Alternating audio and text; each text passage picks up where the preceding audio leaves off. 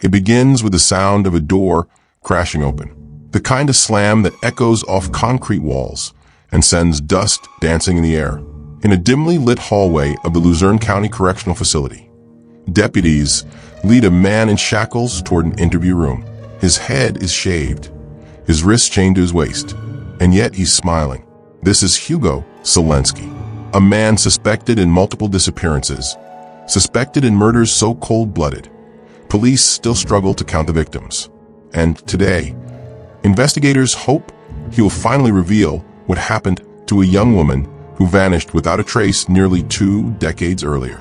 Her name was Cindy Song. Cindy was a 21-year-old Penn State student, bright, cheerful, ambitious. She was studying integrative arts and loved fashion, music, and the nightlife of State College, Pennsylvania. Born in Seoul, South Korea, she had moved to Virginia as a teenager before enrolling at Penn State. Her friends described her as fun-loving but responsible, a person who could go out all night and still be up early to study. But on one cold night in 2001, she simply disappeared. And what makes this case even more chilling is that it began on a night meant for fun and laughter. It was Halloween, October 31st, 2001. The air in State College carried the scent of fallen leaves, and the streets were alive with students in costumes. Cindy was dressed as a Playboy bunny. Black bodysuit, fishnet tights, bunny ears, and a small white cottontail pinned at the back. She had gone out with 2 friends, Stacy and Lisa, to a series of Halloween parties. They laughed, took photos, and hopped from one crowded apartment to another. Witnesses remember her smiling constantly, sipping on a few drinks, but never appearing out of control. At around 2 a.m., the group stopped at a local nightclub called Players. Music pounded from inside, bass shaking the pavement. They stayed for a short while before heading to an after-party at an apartment just outside campus. By 4 a.m., Cindy told her friends she was tired and ready to go home. A friend offered her a ride and dropped her off at her apartment complex in the early hours of November 1st. That was the last confirmed sighting of her alive. Police would later learn that Cindy's purse, containing her phone and makeup, was found inside her apartment. But her false eyelashes, the same ones she'd been wearing that night, were left on a table, as if she had begun to take off her costume. There was no sign of a struggle, no forced entry, just absence. It was as if she had stepped outside for a moment and vanished into the freezing Pennsylvania night. When Cindy's friends couldn't reach her the next day, they assumed she was sleeping off the late night. But as hours turned into a full day, panic set in. She didn't show up for classes. She didn't call family. And Cindy was not the type to disappear. By the evening of November 2nd, police were contacted and an official missing persons case was opened. What began as a campus concern quickly escalated into one of Pennsylvania's most haunting mysteries. Investigators started with the most obvious leads. Had Cindy gone to see someone after getting home? Had she met a neighbor? Witnesses reported seeing a woman matching her description in a nearby convenience store early that morning, wearing bunny ears, fishnets, and no coat, despite the cold. The woman was seen talking to 2 unidentified men near a vehicle, but the sighting could never be fully confirmed as Cindy, and the men were never located. As hours became days, the search widened. Flyers with Cindy's face were plastered across campus. Volunteers scoured wooded areas and creeks. Police canvassed apartment complexes, knocked on doors, and pulled surveillance footage from nearby stores. But in 2001, security cameras were far less common. Most tapes were grainy or already overwritten. Investigators began to consider foul play. Cindy's friends and ex-boyfriend were questioned extensively. All were cooperative and none were charged. There was no evidence she had planned to leave voluntarily. Her credit cards and ID were untouched. Her car still parked outside. The case began to stall. Then came the whispers. Rumors spread that Cindy had fallen victim to a predator. Some speculated she had accepted a ride from a stranger, perhaps someone posing as a friend. Others suggested she might have been targeted by someone she knew, a classmate and neighbor. Without a body, without a crime scene, police were left chasing shadows. It would be 2 years before a new name entered the investigation, one that would twist the case into something far darker. In late 2003, Luzerne County detectives were digging behind a house belonging to a man named Hugo Selensky. They had been tipped off by his accomplice, who claimed Selensky had killed at least 5 people and buried them in his yard. What police found shocked even seasoned officers. Multiple sets of human remains, burned, dismembered, discarded like trash. And among them the potential link to Cindy Song. An associate of Selensky's told police that Hugo had once bragged about abducting a woman fitting Cindy's description from a state college area. He claimed they'd kept her alive for days before killing her. The details were sickening, and while there was no physical evidence tying Selensky to Cindy, the story matched her disappearance in chilling ways. In the interrogation room, years later, Selensky leans back in his chair, smiling faintly at the investigators across from him. His wrists rattle the chain around his waist. One detective lays a photo of Cindy on the table between them. Selensky glances down, then looks away. "She was pretty," he mutters. The room falls silent. Outside, the late afternoon light slants through narrow blinds, striping the wall with gold.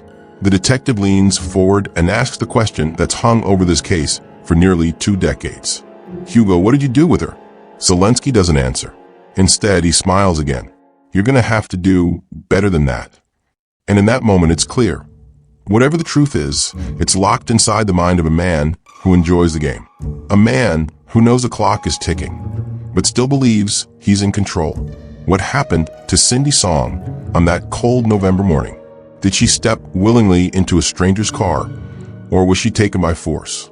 Did she know her killer, or was she simply in the wrong place at the wrong time? The tip had come in like a cold wind in the dead of winter, sudden, biting, and impossible to ignore. It was late 2002, almost a year since Cindy Song vanished into the night after a Halloween party. The trail was colder than frostbite, the hope thinner than air, until a name surfaced. A name that would change everything. Hugo Selensky. To most people in Pennsylvania, the name meant nothing. But to those who lived in the dark corners of law enforcement files, it carried a chill. Selensky wasn't just another troublemaker. He was the kind of man whose presence in an investigation meant you were about to unearth something rotten, something vile. The lead came from an unlikely source, a jailhouse informant. Paul Weekly, serving time for burglary, claimed Selensky had confessed to abducting Cindy. Weekly's story was sickening. According to him, Selensky and an accomplice lured Cindy into their car, thinking she was a sex worker. And when they realized she wasn't, they didn't let her go. But like all jailhouse tips, this one was tangled in the thick vines of doubt.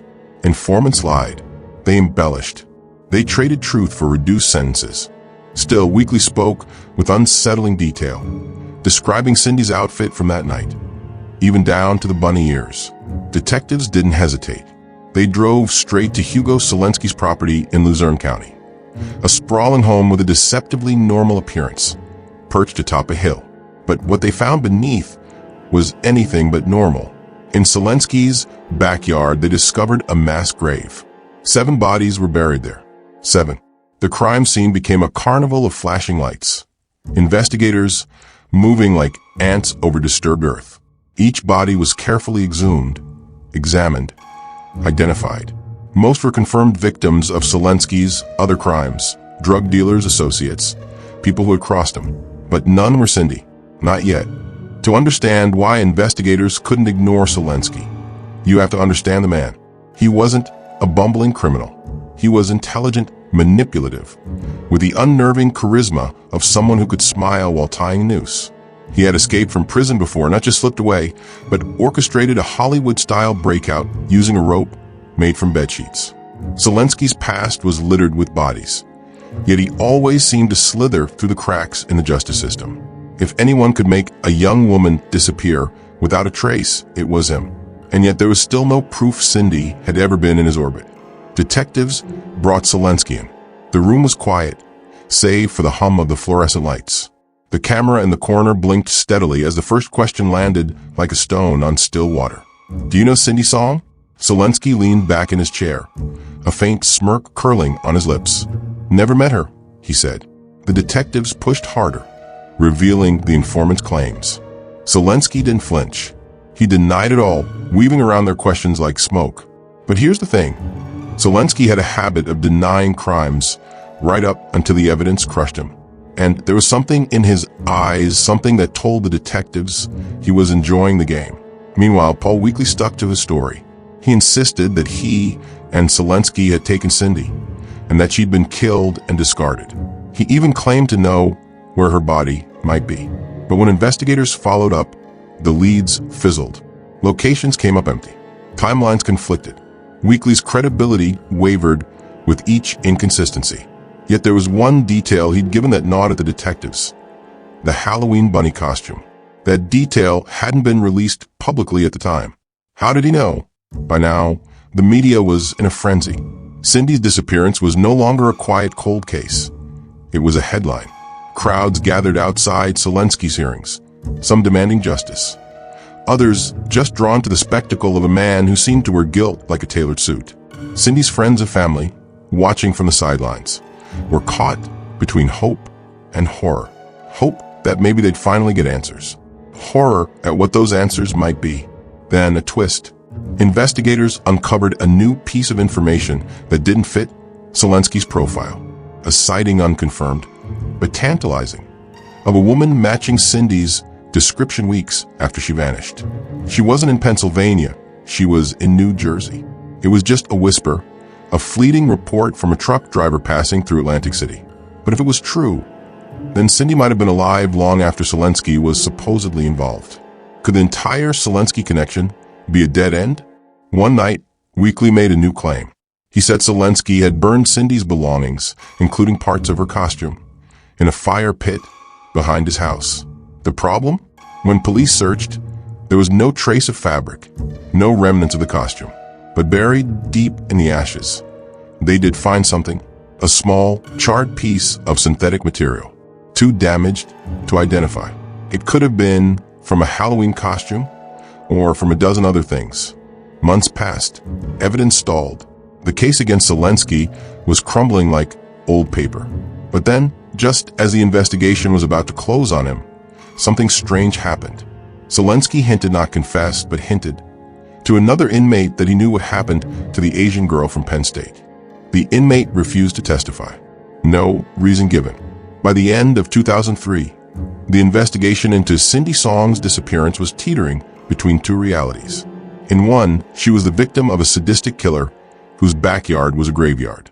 In the other, she had slipped into the shadows on her own, willingly or otherwise, and become a ghost in a world that didn't notice. And then, a new tip came in, not from Weekly, not from Zelensky, from someone who claimed they saw Cindy the day after she was reported missing. And she wasn't alone. The man with her was not Hugo Zelensky. The cold November air had long since swallowed the streets of State College. Yet in the minds of those closest to Cindy Song, the night she vanished never ended. The clock to them had stopped at 4 a.m. on November 1st, 2001, frozen between the last known sight of her and the abyss of uncertainty that followed. But now, weeks into the search, the investigation had taken a dark, unexpected turn. Detective William Harper leaned against the hood of his unmarked sedan, staring at the glow of the street lamps above. In his right hand, a manila folder. In his left, a cigarette that had gone out 10 minutes ago. He hadn't noticed. Inside the folder were the photos that had kept him up for days. The grainy images of a man spotted in a convenience store near Cindy's apartment around the time she disappeared. His posture hunched, his baseball cap pulled low. He looked unremarkable at first glance. But to Harper, the face was familiar. This was the man they'd quietly begun calling the shadow in the department. His name wasn't on the front page of any newspaper. Not yet. But whispers in law enforcement circles linked him to another unsolved disappearance in nearby Luzerne County. A case that would later circle back to the name Hugo Zelensky. And yet there was a problem. The man in the images had a solid alibi for that night. An alibi given by someone who seemed almost too eager to vouch for him. Harper didn't trust it. He never trusted things that came gift-wrapped. Meanwhile, Cindy's family had flown in from Virginia once more, their grief sharper now that the early adrenaline of the search had faded into a slow, grinding despair. Cindy's mother, still clinging to the belief that her daughter was alive, spent long hours sitting in the living room of Cindy's apartment, staring at the half-finished pumpkin she'd carved before the Halloween party. The orange flesh had shriveled, collapsing inward. Its grin looked warped and broken, as if mocking them. Friend began to share stories Harper hadn't heard before. About Cindy's tendency to push herself past exhaustion. About late-night walks home alone from campus. About her trusting nature. None of it seemed suspicious on its own, but Harper's instincts told him these were pieces of a puzzle he hadn't yet seen in full. Then, an anonymous tip arrived. A mail caller, voice calm but deliberate, claimed he had seen Cindy getting into a car with two men on the night she vanished. He described the vehicle as an older sedan, dark blue, with one missing hubcap. Harper's stomach tightened.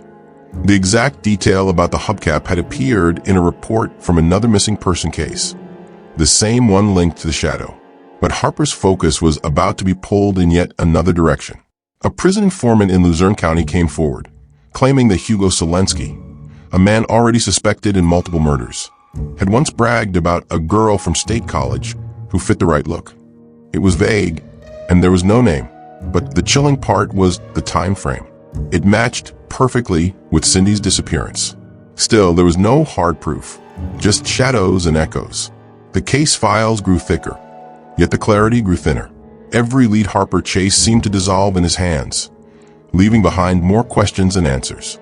He began to sense that someone or several someones were watching the investigation, nudging it just enough to keep the truth out of reach. Then came a call that changed everything. A hiker walking through a wooded area in Monroe County stumbled upon a scattering of personal items, a compact mirror, a torn piece of pink fabric, and a set of keys. The compact was cheap, the kind you might find in any store. But the pink fabric, Harper had seen it before, in a photo taken at Cindy's apartment weeks earlier. It was from her rabbit ear headband, the same one she'd worn to the Halloween party. Forensic analysis would take weeks. Harper didn't have weeks. He drove to the site himself, tracing the hiker's path through the brittle leaves and skeletal trees. The woods were eerily silent, save for the distant sound of water trickling over rocks. Then he saw it, the impression in the soil, long since faded, but still recognizable to a trained eye. The outline of a shoe print, small, narrow, possibly a woman's. Nearby, a second print, larger, deeper. And the way they were positioned told a silent story. Someone had been standing too close to her. Harper felt the chill settle into his bones. This was no random drop of belongings. Cindy had been here, but before he could push further into the woods, another presence entered the frame. A man, tall and thin, wearing a hunting jacket, appeared from between the trees. He claimed he was just passing through, that he'd heard about the discovery on the news and wanted to see for himself. His voice was calm, too calm. His eyes lingered on Harper's badge longer than they should have. When Harper asked for his name, the man hesitated, just for a second. But it was enough. The name he finally gave, Harper knew it. He'd seen it in the files. A name tied to both Selensky and the shadow. And just like that, the woods didn't feel empty anymore.